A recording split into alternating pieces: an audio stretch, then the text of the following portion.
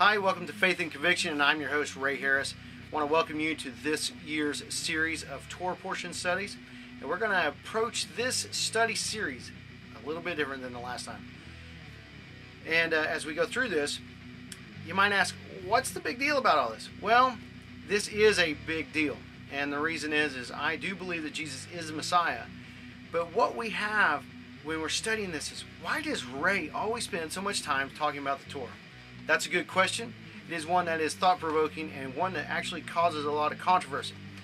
And what we find is that when we go back and we look at the history of Jesus and we look at the time period of the apostles, there is something very specific and significant about that event. Now, what we want to do in this Torah portion and this series for this year is we want to look at three major things for us with this time frame around Jesus.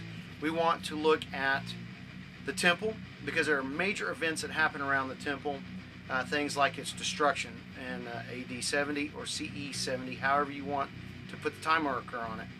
Then there are what I'm going to identify as five major people who have an influence on the text and the discussion of theology.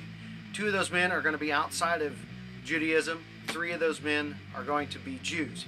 So we're going to look at those five. And then the other thing that we're going to look at is we're going to look at the texts which were around these men and come out of this time period. And this is actually very important because it helps set the historical context and the historical situation, at least in a small sense when it comes to just the temple and the literature that was available to those people at that time. And when I mean literature, I mean the Bible. Okay, so this is actually significant. Why is this significant? Here is what I think is a major reason.